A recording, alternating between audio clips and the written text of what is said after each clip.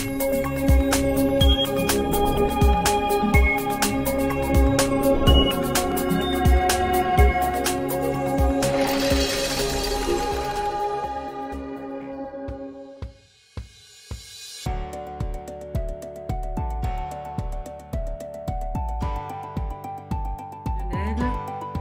bonsoir à nos spectateurs, participants, et bienvenue aux 45 minutes chrono de l'association du paiement. Alors on se retrouve ce soir pour parler du continent africain, des innovations dans les paiements et des parallèles que l'on peut envisager avec le marché des paiements en Europe. Alors pour cela, j'ai le plaisir d'accueillir ce soir Lionel Baraban. Vous êtes CEO et cofondateur de la société Famoco, une société qui déploie des solutions métiers en mobilité dans le secteur du paiement, mais pas que, des opérations terrain également, de la mobilité urbaine et puis tout ce qui est autour de la vérification de l'identité, le KYC. Donc rebonsoir Lionel. Bonsoir, absolument, oui. Très heureux d'être là, merci de nous inviter et très heureux de partager notre expérience avec vous. Merci. Et puis nous recevons aussi Guillaume Stutz. Vous êtes Business Unit Manager, Payment and Secure Transaction au sein de Famoco. Et donc, vous nous rejoignez aussi pour partager donc vos expériences. Alors, à nos participants, bien que vous êtes probablement, je suis sûre, aguerris au webinaire, je vous rappelle juste que vos micros et vidéos sont coupés. Sentez-vous libre et à l'aise de poser toutes vos questions. Faites des remarques. Vous avez un Q&R qui est prévu en bas de votre écran et on prendra le temps, une dizaine de minutes, voire 15, pour répondre à toutes vos questions. Eh bien, pour démarrer sans tarder, Lionel, pouvez-vous nous dire quelle est la situation au sein du continent africain et son évolution, notamment dans les paiements? Merci, Sophia. D'abord, avant de parler du continent africain, je voudrais juste resituer quelques éléments. Peut-être le premier élément, c'est sa qualité géographique. Quand on pense Afrique, on pense à un continent. Mais on avait préparé une petite image qui montre qu'en réalité, si on prend le continent africain, sa taille, dans le continent africain, je peux mettre les États-Unis, la Chine, l'Inde, une partie de l'Europe, et j'ai encore de la place. Donc on a du mal à envisager la taille de ce continent. C'est quasiment un continent monde. Donc je rappelle, hein, les États-Unis, la Chine, l'Inde, tout ça tient dans le continent africain. Donc, la première chose qui est très étonnante dans le continent africain, c'est sa taille. Ensuite, sa diversité, parce qu'il y a beaucoup plus de différences entre, même si je ne parle que de l'Afrique de l'Ouest, il y a plus de différences entre un Africain qui vit à Abidjan et un Africain qui vit à Kinshasa qu'un Européen qui vit à Paris et un Européen qui vivrait en Suisse ou au Portugal. Donc, il y a une très grande diversité d'ethnies, de langues, évidemment, la taille du continent. Un autre élément peut-être important pour parler du continent africain, c'est en termes de digitalisation.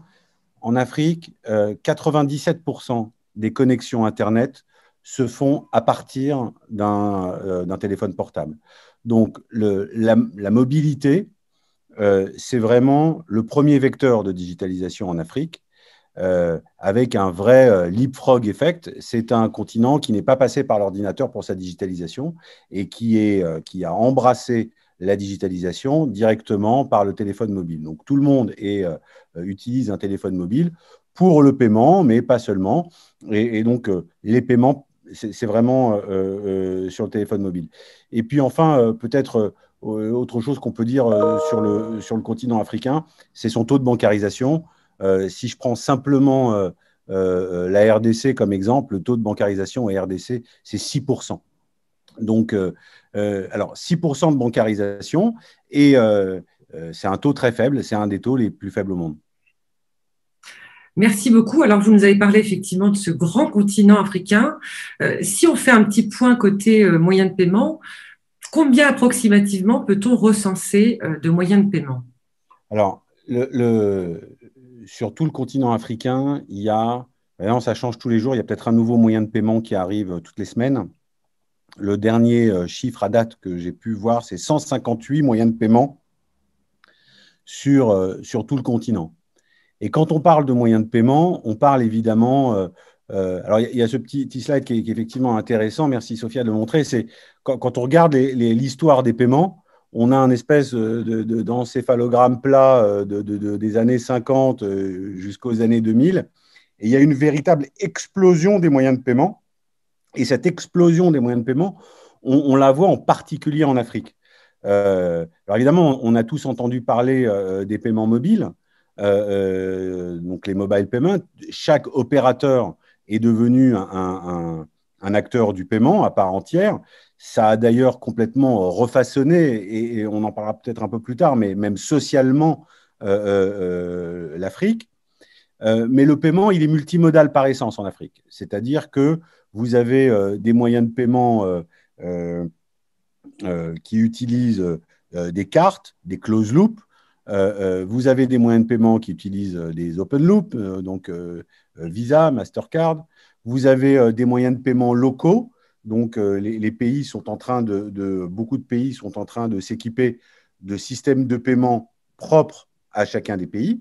Et puis, vous avez des QR codes, les WeChat Pay, Alipay, mais aussi M-Visa, Masterpass, qui sont les solutions QR code de Visa et de Mastercard. Et puis, vous avez de la biométrie. Alors, la biométrie est en train d'arriver partout en Afrique. Par exemple, on peut parler par exemple de ce qui est en train de se passer au Ghana, avec un moyen de paiement biométrique qui permet de payer les fonctionnaires, les retraites et ces choses-là. Et puis, évidemment, les mobile money qui sont de l'échange peer-to-peer depuis un compte téléphonique vers un autre compte téléphonique. Donc, la multimodalité des moyens de paiement, c'est ce qui caractérise l'Afrique aujourd'hui. Alors justement, vous parlez donc plusieurs moyens de paiement, notamment la biométrie et puis d'autres moyens de paiement. Alors selon votre expérience, parmi ces nouveaux moyens de paiement, lequel d'entre eux pourrait être le plus populaire en Afrique, Guillaume? Oui, merci Sophia. Moi, je pense qu'il faut rappeler quand même que le cash reste le moyen de paiement préféré et encore souvent le seul moyen de paiement disponible. Néanmoins, on voit quelques tendances avec les événements récents.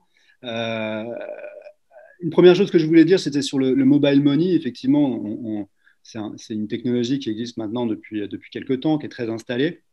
Mais en ce qui concerne le paiement marchand, qui, à mon avis, occupe beaucoup des membres de l'association du paiement et beaucoup de gens qui sont aujourd'hui autour de cette conférence, le mobile money n'est pas encore très, très utilisé pour différentes raisons. Le mobile money est vraiment un moyen de universel ou quasi universel de transférer de l'argent d'une personne à une autre. Ça peut être aussi un moyen de plus en plus utilisé par les gouvernements pour distribuer des fonds. Mais en ce qui concerne le paiement marchand, il reste des blocages qui sont liés à notamment la structure tarifaire que les opérateurs mobiles imposent aux commerçants, qui fait que voilà, il est des fois compliqué d'utiliser son téléphone pour payer sur un marché. Et il n'y a pas longtemps, il y a une étude de la Banque africaine de développement à ce sujet. Et ils ont envoyé quelqu'un sur un marché à Nairobi au Kenya sans cash pour essayer de faire ses courses sur un marché alimentaire. Et en fait, il n'a pas réussi. Le seul moyen qu'il a trouvé, c'est de trouver quelqu'un qui pouvait échanger son mobile money contre du cash, mais tous les commerçants avaient refusé. Donc ça, c'est un premier élément de contexte. La deuxième chose qui est en train de bouger et qui est quelque part quelque chose d'assez récent, j'ai eu les chiffres il n'y a pas longtemps des moyens de paiement utilisés au Ghana sur 2019 et 2020. Donc le Ghana est très avancé, un pays un peu discret mais, par rapport à ses voisins, mais très avancé sur l'innovation autour des paiements. Et donc ce que l'on voit, c'est sur 2020, sans doute à la faveur du Covid, si on peut tourner la phrase comme ça, une augmentation des transactions en QR code. Et donc des paiements marchands qui utilisent le QR code. Alors, ce n'est pas une technologie nouvelle. La première fois que j'ai vu ça en Afrique, ça devait être en Guinée en 2016. Il y avait des grands panneaux publicitaires de Mastercard et Visa sur le lancement de M-Visa et Masterpass, comme le disait Lionel. Mais jusqu'à une période très récente, j'ai pas vu beaucoup de transactions tourner sur ces moyens de paiement. Donc, le Covid est peut-être en train de changer ça, puisque c'est un moyen économique pour les marchands de se faire payer et aussi très cohérent avec les mesures de distanciation sociale. Et le dernier point sur, disons, notamment sur l'Afrique, mais aussi sur l'Inde, où Famoko a une représentation, donc c'est un marché qu'on connaît assez bien. On voit un essor assez récent, en tout cas de mon point de vue, des technologies de Visa et de Mastercard, mais sur le domaine du prépayé. Donc le taux de bancarisation est effectivement très bas. Comme Lionel l'a dit sur le Congo, c'est des chiffres qu'on retrouve sur d'autres pays. Donc ce qui explique qu'il y a très peu de cartes bancaires. Mais il y a ce phénomène autour du prépayé qui est intéressant, puisque c'est avec des fintechs africaines qui sont, disons, rapprochées de Visa et de Mastercard et qui ont lancé également avec le support de banques des moyens d'émission simple, rapide de cartes prépayées, avec un KYC limité, avec évidemment des plafonds sur les dépenses que l'on peut faire. Par exemple, en Côte d'Ivoire, où j'étais récemment, on a pas mal de cartes prépayées qui sont émises pour, en premier lieu, pouvoir prendre des transports publics. Donc, il y a une convergence entre le paiement et également un applicatif métier qui est intéressant. Et voilà ce qu'on peut dire sur, en tout cas de notre modeste point de vue, des tendances qu'on a pu constater sur nos derniers déplacements et nos dernières analyses de la zone. Oui, donc si je comprends, bon, il y a le cash, le mobile money qui est encore un peu utilisé, si je comprends bien. Le QR code peut être lié à l'accélération de la digitalisation liée au Covid. Et puis, les moyens de paiement traditionnels comme la carte prépayée, qui est notamment en croissance. Alors, je reste avec vous, Guillaume, un instant, parce que je voudrais savoir, selon vous, comment est-ce que la mobilité, globalement, a révolutionné les économies africaines? Je dirais même que la question, ce serait plutôt comment est-ce que la banque à distance, le branchless banking, facilite l'inclusion financière.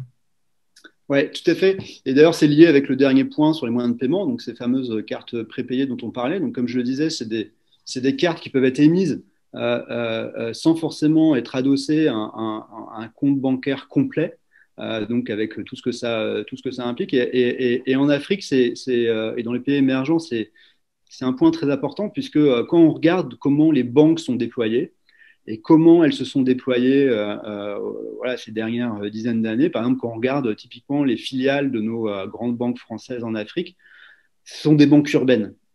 Donc, si on peut, un moyen d'analyser leur taille et leur présence, c'est de regarder le nombre de leurs agences. Et en fait, on constate qu'il y en a globalement assez peu et que ces agences sont surtout dans des zones urbaines. Et en fait, il y a des explications très rationnelles à cela.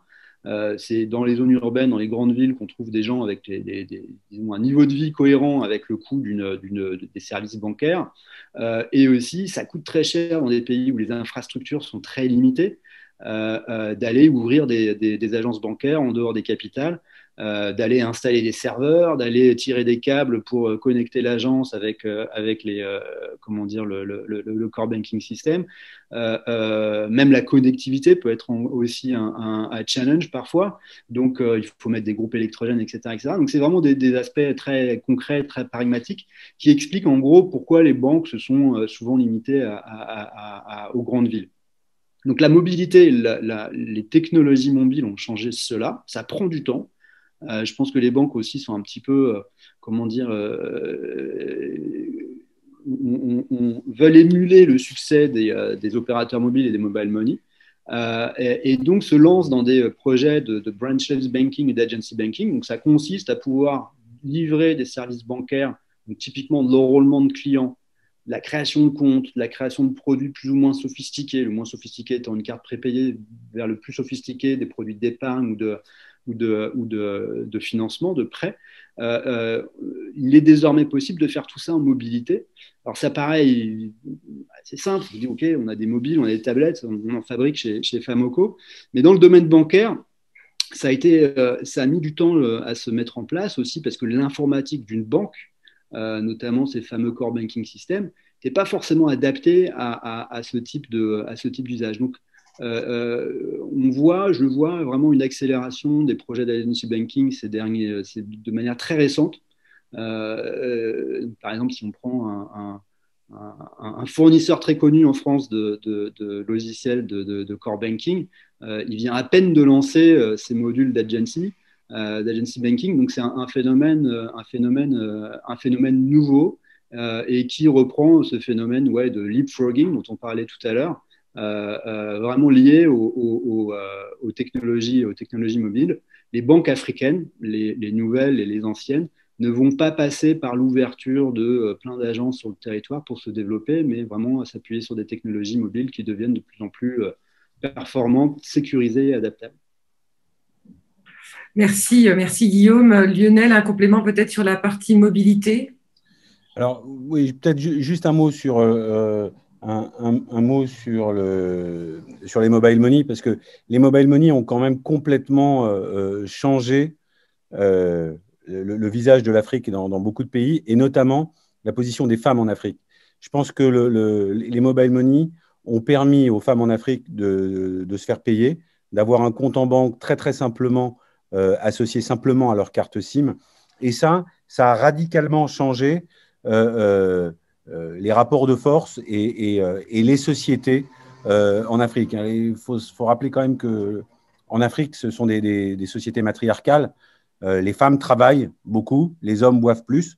Et donc, une société matriarcale, pouvoir payer les femmes, ça a énormément fait avancer la situation des femmes en Afrique. Et donc, je pense que c'est très important de le signaler parce que c'est par le paiement qu'on a participé à un changement sociétal très important. Oui, donc un fort impact sociétal. Merci Lionel. Alors faisons un petit point maintenant sur l'interopérabilité. Donc vous me parliez effectivement du côté un peu multimodal des moyens de paiement. Où en est-on en termes d'interopérabilité en Afrique et quel constat faites-vous et que vous pourriez partager avec nous? Alors, un constat simple pour démarrer, il n'y a pas d'interopérabilité. En Afrique, on a ces images assez drôle de ce qu'on peut voir chez un marchand typique en Afrique.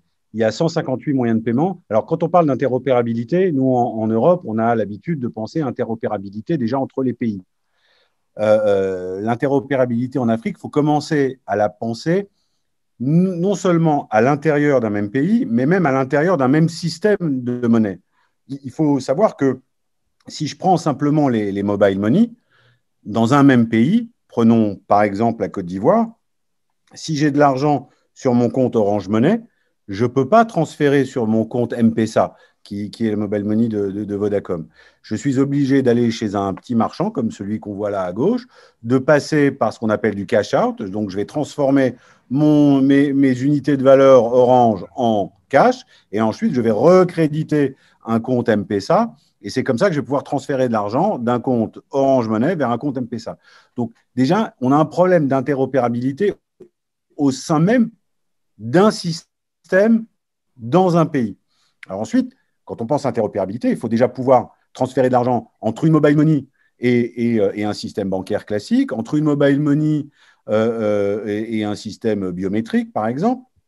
Et puis ensuite, évidemment, on a l'interopérabilité entre les pays. Et je pense que l'interopérabilité est un tel enjeu en Afrique, parce qu'on comprend bien que créer de l'interopérabilité entre 158 moyens de paiement, c'est une tâche absolument impossible. L'interopérabilité devient un service.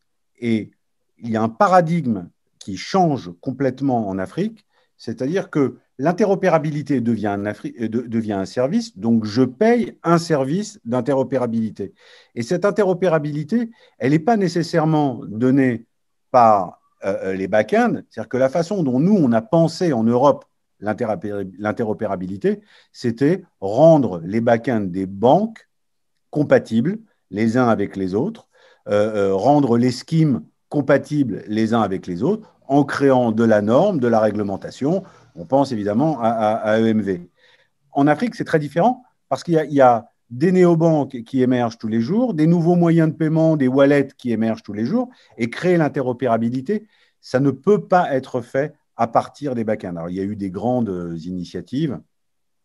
Je peux parler par exemple de l'initiative Mowali, entre donc un grand partenariat qui a été signé il y a quelques années entre MTN et Orange, qui finalement a je pense, toujours en cours, mais n'a pas le succès escompté. Il y a aussi un grand projet d'interopérabilité poussé par Bill and Melinda Gates Foundation, qui s'appelle Mojaloop. Donc, c'est un enjeu énormément porté par la Banque mondiale, par les grands bailleurs, mais qui ne pourra pas avoir lieu comme on en a l'habitude en Europe, c'est-à-dire par les back-ends, mais qui a lieu sur les terminaux. C'est-à-dire que c'est une interopérabilité d'usage. C'est la possibilité de donner à un marchand, à un agent, un terminal, un POS sur lequel on va pouvoir installer les différentes solutions de paiement, une solution de paiement biométrique, une solution de paiement par carte, une solution de paiement Visa Mastercard, une solution de paiement QR code et une solution de paiement mobile money. Et donc, cette interopérabilité, elle ne va pas être faite sur les back-ends, mais directement sur le terminal. Et puis, il y a des startups, des néobanques, des nouveaux acteurs qui, notamment ce qu'on a appelé les acteurs du bill payment, qui sont en train d'émerger partout en Afrique. On pense par exemple à Faori en Égypte, mais à Interswitch au Nigeria, donc qui fournissent l'interopérabilité comme un service, et c'est un changement de paradigme complet. Merci beaucoup Lionel. Changement de paradigme. Alors, on a abordé ensemble l'aspect mobilité, l'interopérabilité. Alors, quid de la souveraineté des données? Dites-moi, Lionel, justement, quels sont les enjeux de la souveraineté des données dans ce continent africain? Alors, c'est un enjeu gigantesque. On parlera un petit peu tout à l'heure de quels sont les enseignements de l'Afrique pour l'Europe, mais c'est un enjeu gigantesque. On a vu tout à l'heure, je disais tout à l'heure que 97% des connexions Internet sont faites à partir de téléphones portables, à partir de téléphones mobiles. Aujourd'hui, les outils du B2C qui ont été développés pour le B2C, avec un deal originel qui a été passé entre les consommateurs et les fournisseurs de technologie, qui est en gros, j'ai un portable avec des centaines de milliers de lignes de code qui créent l'operating system, et ces lignes de code, elles sont gratuites contre la possibilité qu'a le fournisseur d'OS de me profiler. Et même si tout le monde tortille un petit peu en disant « oh là là, mes données », en réalité, je pense que fondamentalement, on a accepté ce deal. C'est-à-dire que moi, je ne vais pas retourner sur TomTom. En fait, Waze me va très bien et je ne suis pas prêt à repayer 10 € par mois pour aller chez TomTom, ou je ne vais pas retourner chez CompuServe ou Lotus Notes, qui sont des noms du passé aujourd'hui. Donc, ce deal a été passé. Maintenant, si on est profilé à partir d'un téléphone B2C, en tant qu'individu, ce n'est pas du tout la même chose lorsque ces outils commencent à être utilisés pour faire du paiement, de la santé, de l'identité, lorsque un téléphone est donné à un policier, à un agent des douanes, à un postier, à un médecin. Donc, ces outils du B2C qui entrent dans le B2B et qui continuent à profiler non plus des utilisateurs, mais cette fois-ci des pans entiers de l'économie et des usages, créent une perte de souveraineté des données terrible. Il faut comprendre que, et ça c'est valable pour l'Afrique, mais aussi pour l'Europe, la donnée qui est générée par la digitalisation de ces métiers-là est une matière première qui est, de mon point de vue, pas moins importante, surtout quand on est en Afrique, que le nickel, l'or, le cuivre ou le cacao. C'est une véritable matière première, et c'est la matière première à partir de laquelle on va créer de nouveaux usages, on va créer les algorithmes de l'intelligence artificielle, on va comprendre les usages des habitants. Donc, c'est une matière première qui doit appartenir soit au pays, soit aux fournisseurs de services et pas aux fournisseurs d'OS.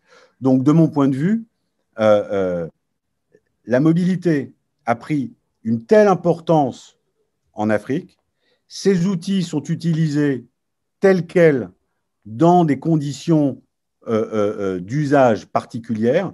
On pense au paiement, on pense à l'identité, on pense à la sécurité, on pense au transport, on pense à la santé.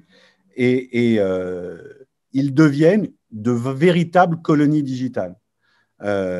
Et on se rappelle, hein, et les pays africains savent bien, j'étais à Kinshasa la semaine dernière, on comprend bien ce que c'est qu'une colonie. Une colonie, c'est des entreprises qui extraient le minerai, la matière première, qui l'enrichissent, qui créent de la valeur ajoutée, qui est revendue à ce pays sous forme de produits transformés. Et c'est exactement ce qui se passe avec la data. Cette data est extraite de ces outils et ensuite, elle leur est revendue. Donc, je pense qu'il y a un enjeu de souveraineté des données à utiliser tous ces outils venant du B2C pour le paiement, qui est un enjeu très important.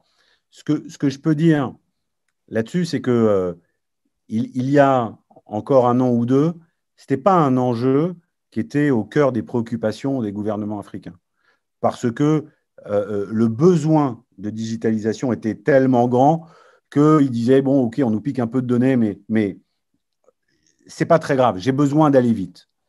Je pense que depuis 18 mois, 12 mois, tous les gouvernements commencent à prendre conscience de l'importance qu'ont ces données, de la perte de souveraineté que constituent ces fuites de données pour eux, que c'est une façon d'obérer un petit peu de leur avenir, et qu'on voit émerger dans tout un tas d'appels d'offres. On a la chance de travailler, par exemple, avec les Nations Unies, et je pense que dans notre travail avec les Nations Unies, le fait de protéger les données, de protéger la souveraineté des données a été un élément critique. Donc, on voit de plus en plus, dans de plus en plus d'appels d'offres, des pays africains qui se soucient de ce problème de souveraineté des données. Et juste pour terminer là-dessus, je pense qu'en France, on a une voix qui est particulièrement audible quand on parle de souveraineté des données. On a été à l'origine, avec la CNIL, de la RGPD. On a une compétence reconnue mondialement là-dessus. Et que pour les pays africains qui sont quand même dans un étau entre les États-Unis et la Chine, la voix européenne et en particulier la voix française, quand on leur apporte des technologies, est particulièrement audible et appréciée. Merci Lionel. J'en profite pour être un peu dans l'interaction avec nos participants. J'ai quelques remarques et des questions. Je vais vous les soumettre. Donc j'ai Thierry Spanjar, bonsoir, qui dit que colonie digitale entre guillemets, quand WeChat et Alipay sont présents, quand la Chine fournit des systèmes d'identité nationale entièrement en ligne, on voit bien qui est le colonisateur. Les Africains sont-ils conscients et vont-ils vers le choix de solutions européennes plus respectueuses des droits individuels ou vers des modèles autochtone. Je ne sais pas s'il y a une erreur de... Autochtone. Bonjour Thierry. Bien sûr qu'on voit très bien qui sont les colonisateurs. Je pense qu'il y a une vraie prise de conscience maintenant. C'est-à-dire que j'étais encore la semaine dernière avec, par exemple, le conseiller du président numérique en République démocratique du Congo, ou derniers échanges qu'on a eus en Côte d'Ivoire, au Sénégal, je pense aussi au Ghana, je pense au Nigeria. Tous ces pays-là, maintenant, il y a vraiment un changement qui s'est fait, qui s'est opéré, et je pense que c'est très notable. Et les Chinois vont moins en Afrique en ce moment, les Américains n'y vont plus. Donc, je pense que globalement, notre économie, notre association, nos membres, c'est le moment d'y aller parce qu'ils sont de plus en plus à l'écoute. Et je pense qu'il y a un vrai changement. Une question d'un spectateur anonyme. Alors, sur le mobile paiement, combien d'utilisateurs en Afrique équipés, équitables? J'ai pas les derniers chiffres. Peut-être que Guillaume les a. J'ai pas les derniers chiffres. Ce qui est sûr, c'est qu'aujourd'hui, les mobile payments en Afrique servent à payer leurs factures essentiellement. Donc, on paye son électricité, on paye son téléphone, on paye ses billets d'avion, on paye tous les utilities, on paye l'école avec les mobile money. Et dans l'essor des mobile money, ce qu'on a vu très, très fort, c'est que lorsque des États ont décidé de mettre un grand coup d'accélérateur sur la digitalisation. Si je prends l'exemple de la Côte d'Ivoire, le grand coup d'accélérateur des mobile money en Côte d'Ivoire, c'est le moment où le gouvernement de Côte d'Ivoire a dit les frais scolaires sont payés sur des mobile money. Plus de cash.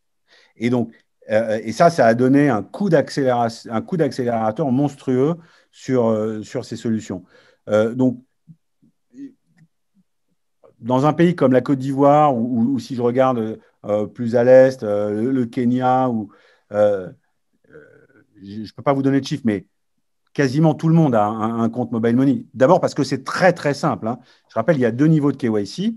Il y a un premier KYC qui est très, très simple. Il suffit d'avoir une carte SIM.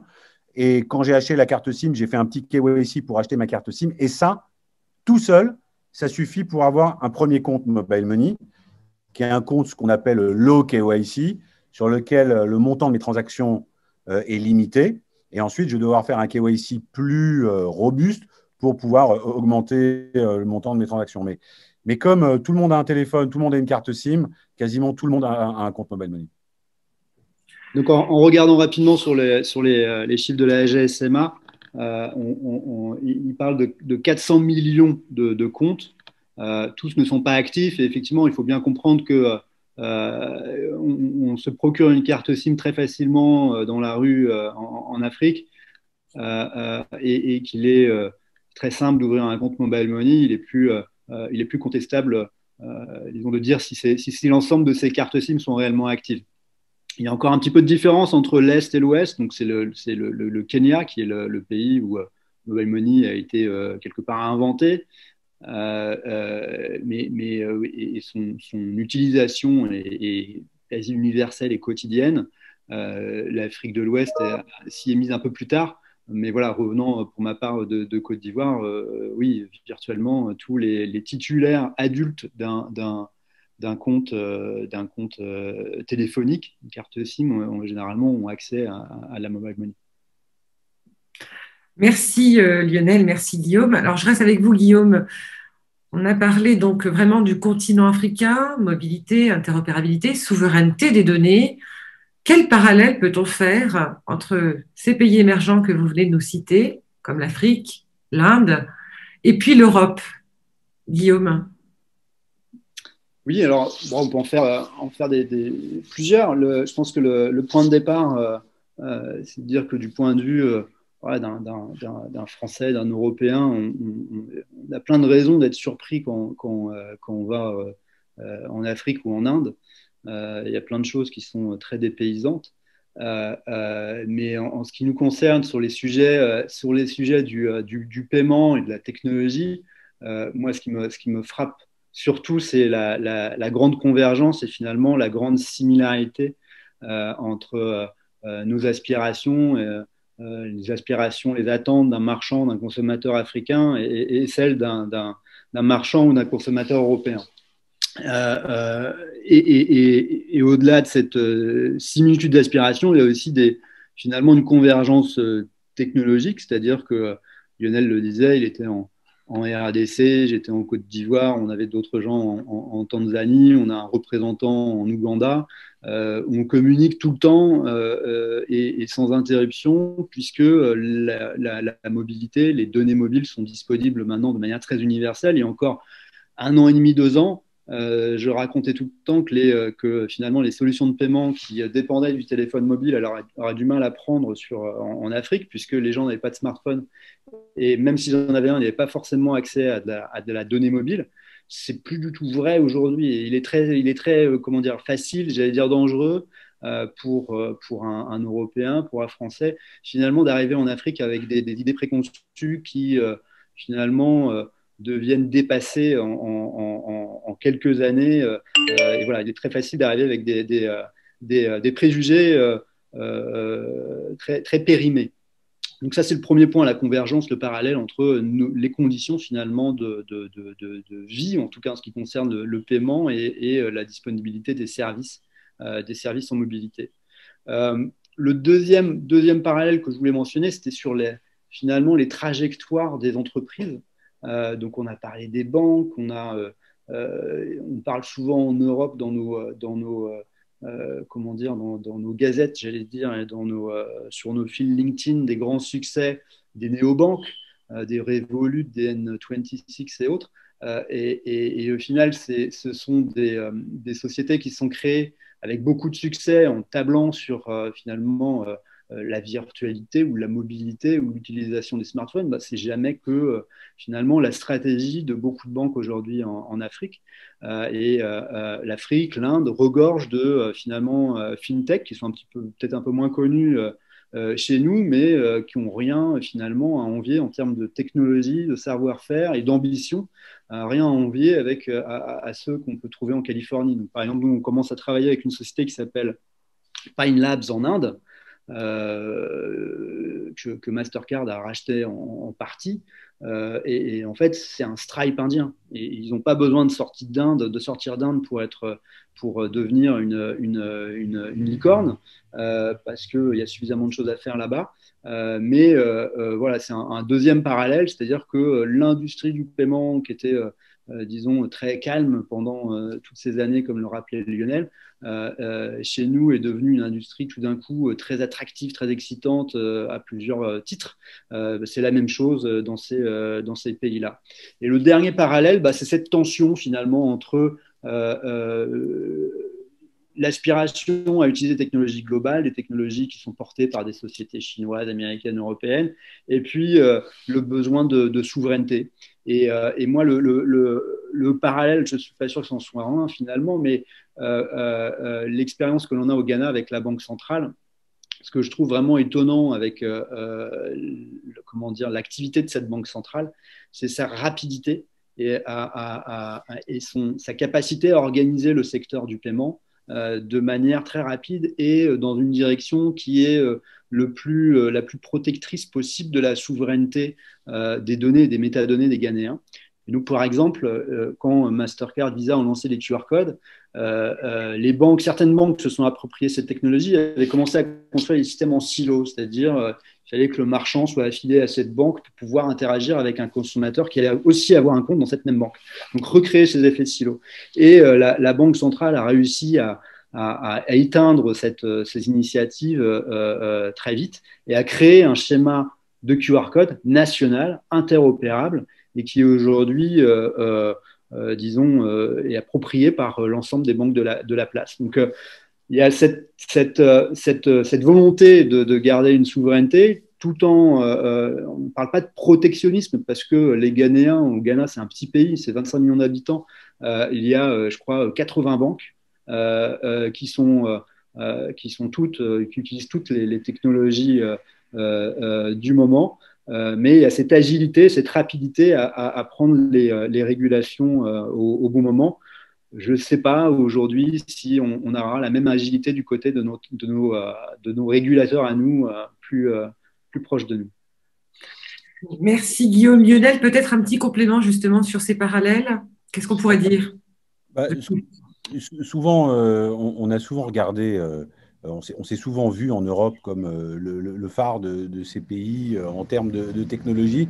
Aujourd'hui, je pense que le phare a un peu changé de continent. Si on veut imaginer ce que seront les paiements en Europe dans 5 ans, alors peut-être qu'il faut aller regarder vers l'Inde, vers New Delhi, vers Bombay, en Ouganda, au Rwanda, si on regarde ce qui se passe en Côte d'Ivoire, évidemment au Kenya, on en a parlé. Et en réalité, ces changements sont déjà là. On ne les voit peut-être pas encore, mais je pense, je parlais à notre ami Cyril Chiche de Lydia. Lydia était inimaginable il y a encore 5 ans, et pourtant c'est une réalité aujourd'hui. C'est un grand succès. La multimodalité, elle existe, elle est entrée dans nos vies de façon différente.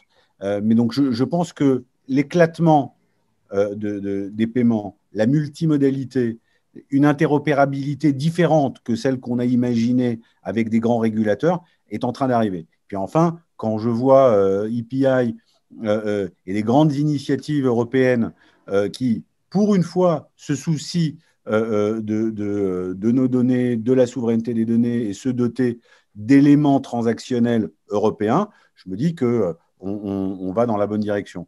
Donc oui, il y a beaucoup de parallèles et de mon point de vue, ils sont très enthousiasmants. Merci Lionel. Comme vous avez parlé, vous avez évoqué EPI et donc tout ça autour de la souveraineté des données. Selon vous, Lionel, qu'est-ce qu'on pourrait ajouter par rapport aux initiatives et aux travaux qui sont actuellement? Est-ce qu'il y a une prise de conscience? Est-ce que par rapport notamment au GAFA, à la data? Alors moi, je vais prêcher évidemment pour ma paroisse, mais je pense que on est tous en train de voir, il y a eu récemment une proposition de loi qui a été portée par certains membres d'ailleurs de l'association autour de l'utilisation des téléphones pour l'émission de cartes et le fait que certains acteurs bloquent complètement leurs operating systems pour laisser nos industries de la monétique hors de ce champ-là. Je pense que je disais tout à l'heure que le problème, ce sont les outils du B2C avec le deal originel qui a été passé entre les GAFA et les consommateurs autour de leur business model, c'est celui de la gratuité contre le profilage.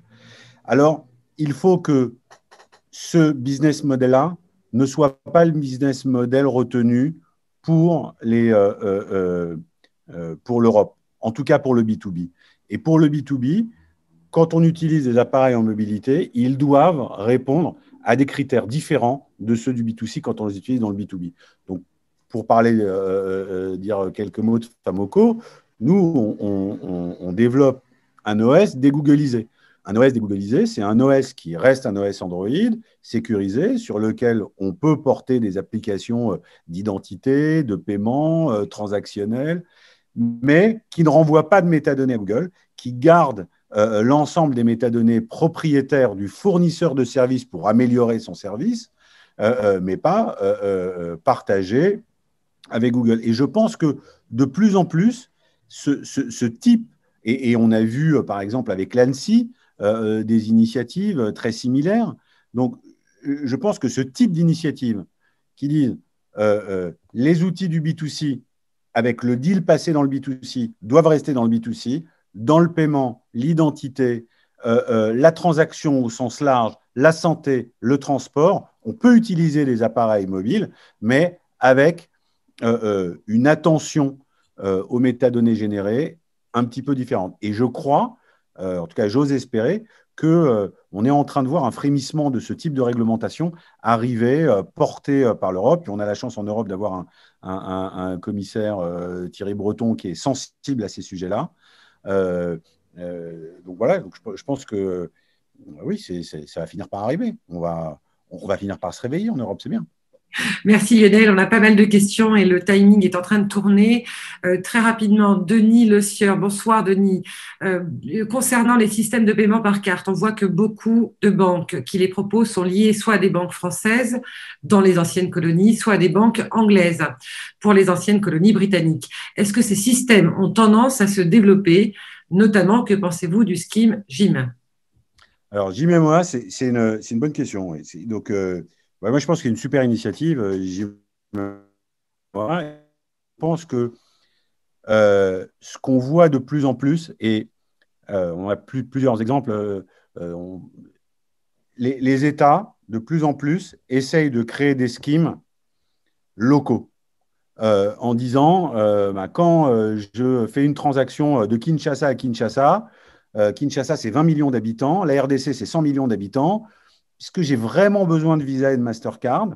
Je ne sais pas. Est-ce que je dois collaborer avec eux? Certainement. Mais est-ce que je dois pour autant donner mon scheme local à Visa et Mastercard? Je ne suis pas sûr. Donc, on voit tout un tas d'initiatives comme JIM-MOA par exemple, mais on voit aussi des initiatives MV Pure qui sont en train d'arriver un peu partout. On voit aussi beaucoup d'initiatives autour de la biométrie. Et j'en dis juste un mot parce que la biométrie dans des schemes, alors Mastercard a tout un tas d'initiatives autour de ça. Et c'est très important parce que c'est utilisé en Afrique comme une preuve de vie. Quand on a une biométrie, c'est qu'on est vivant. C'est le premier. Et dans des pays où l'état civil est un peu défaillant, quand on doit payer un fonctionnaire ou une retraite ou une prestation sociale, la première question, c'est de savoir si la personne à qui je verse cet argent est bien toujours en place et en vie, et de savoir si j'ai bien qu'un travailleur, et donc je peux faire de la déduplication de base. Donc, oui, je pense qu'il y a plein de schemes locaux qui sont en train d'émerger un peu partout en Afrique. Merci Lionel. Une remarque donc de Marlise Foba. Bonsoir. En Côte d'Ivoire, toutes les cartes SIM sont identifiées et référencées l'âge de l'utilisateur. Bon, c'est une remarque, si vous avez quelque chose à ajouter. Non, c'est vrai. Voilà. Ensuite, Thierry Spanchard qui nous... 3 questions, donc je vais essayer de les centraliser. Quel est le progrès des instant payments, en particulier en Afrique de l'Ouest, en zone CFA, et quid du nationalisme des systèmes de paiement en zone CFA, BCEAO? Tu veux répondre moi, je ne suis pas un expert là-dessus. Guillaume? Non, moi non plus, juste sur l'instant payment, encore une fois, pour reparler de l'expérience du Ghana, c'est quelque chose que la Banque centrale a mis très discrètement en œuvre déjà depuis plusieurs années. Et d'ailleurs, un des succès de leur système de QR s'appuie sur les modules d'instant payment qu'ils ont déjà mis en place, qui permet d'avoir pour le commerçant finalement de recevoir ses fonds de manière instantanée, ce qui n'est pas le cas forcément quand on passe par de la mobile money, si on veut le transférer sur un compte bancaire. Donc c'est quelque chose qui est déjà en place. Quant au tiraillement qu'il peut avoir en zone CFA, je ne suis pas non plus un expert de la question. La seule chose que je peux dire, c'est que on a fait, nous, la dernière fois, on a regardé ce qu'il y avait aujourd'hui dans la zone JMUMOA en termes. Alors, ce qui nous intéresse, nous, c'est les lecteurs, hein, c'est plutôt l'acceptation des paiements. Aujourd'hui, il y en a 3500 dans toute la zone qui intègrent le Sénégal et la Côte d'Ivoire, qui sont les 2 plus gros pays. Donc, c'est vraiment pas beaucoup. Et je pense que la vraie bataille, c'est est-ce que finalement ce scheme va pouvoir, comment ils vont faire pour garder leur rôle et jouer leur rôle pour organiser l'acceptation des paiements, quels qu'ils soient, autour de leur système sur ces zones-là, alors qu'on a une multiplicité de moyens de paiement. Merci Guillaume. J'ai d'autres questions, on va tenter de les traiter rapidement. Notre président Maurice Blanchard, qui dit Guillaume, très beau tableau, est-ce que c'est africain? Bon, c'est pas une question, mais la question qu'il pose. Merci. Je le rappelle après pour lui en parler. Alors, il vous dit merci pour cette présentation. On voit qu'il existe de très nombreuses solutions de paiement. Qui sont les compétiteurs les plus avancés? D'abord, c'est évidemment le rôle qu'essaient de jouer les grands opérateurs téléphoniques. Hein. Donc, les grands opérateurs deviennent des banques. Évidemment, Orange, MTN, Vodacom, Tigo, Airtel, ce sont les plus grands. Ils se font beaucoup la guerre. Dans certains pays, ils commencent à collaborer. Par exemple, en Tanzanie, on a réussi à créer un consortium avec une collaboration entre Tigo, Airtel et Vodacom. Donc, c'est un même écosystème. Hein, donc, ils se tiennent un peu par la barbichette. Donc, des fois, ils se battent, des fois, ils collaborent en fonction, souvent poussés par le régulateur, d'ailleurs. Et puis, de l'autre côté, il y a quand même les Chinois. Thierry en parlait tout à l'heure, mais oui, les Chinois sont très, très, très présents. Je peux vous raconter une petite histoire d'ailleurs qui m'a fait, que je trouve absolument hallucinante. La semaine dernière, j'étais à Kinshasa. J'ai visité la Banque centrale et ils avaient un nouveau bâtiment tout neuf pour faire l'émission des cartes, le provisioning, etc. Donc, ils ont tout leur HSM et tout leur matériel. Et la première chose qui saute, donc le bâtiment est tout neuf, flambant neuf, magnifique. Mais la première chose qui saute aux yeux, c'est que si on a vécu un peu en Chine, on se rend compte tout de suite que c'est du matériel chinois. Donc, c'est encore écrit en chinois. Donc, la Chine en Afrique, c'est quelque chose de très important, avec énormément de moyens, énormément d'argent, énormément de propositions très alléchantes. Et oui, je pense que et entre les deux, il y a les banques qui essayent de tirer leur épingle du jeu comme elles peuvent. Donc, pour moi, les grands acteurs, c'est ça.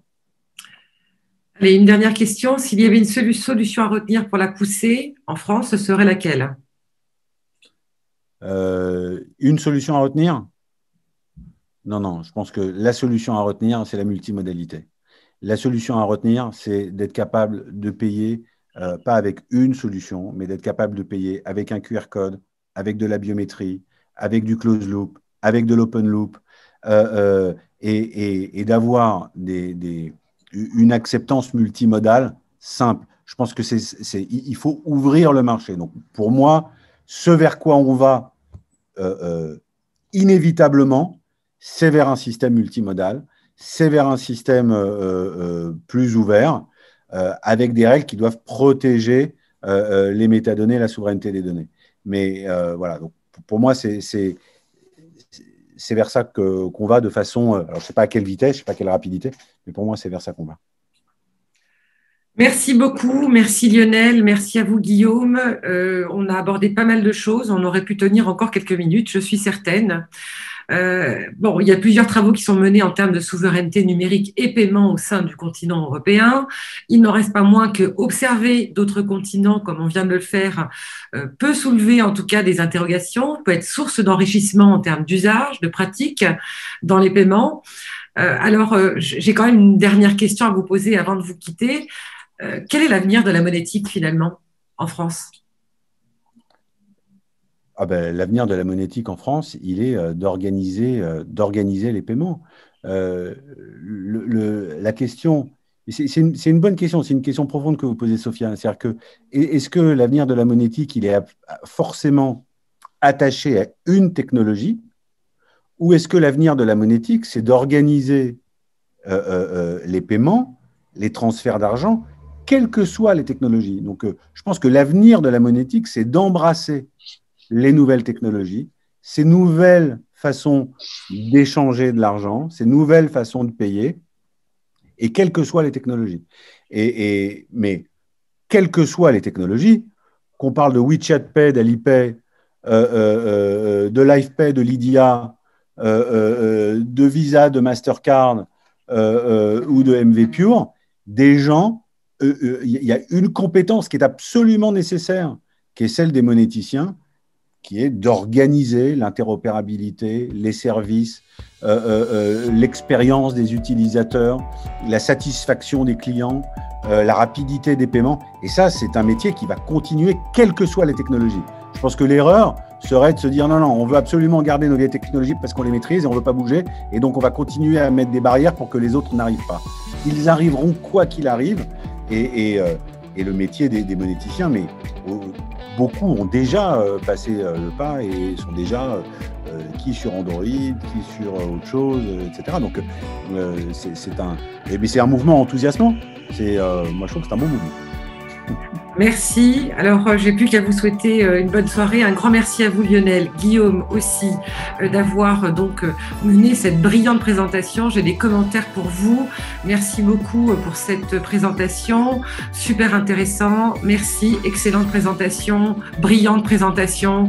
Voilà, je continue pas, ça va aller. Merci beaucoup. Merci Sophia, merci à tous. Merci beaucoup de nous avoir donné l'occasion de parler, de nous avoir donné cette tribune. Et on est très heureux de partager. Et on est sur LinkedIn, sur les réseaux, partout. Si vous avez des questions ou si vous avez des volontés d'interagir avec nous, on est tout à fait disponible à parler à tout le monde, à discuter et à continuer à faire avancer ce petit sujet. Merci à vous et j'en profite pour vous souhaiter la bienvenue au sein de l'association du paiement de manière officielle. Merci beaucoup. À bientôt, bonne soirée à tous et merci aux participants. Au revoir. Au revoir.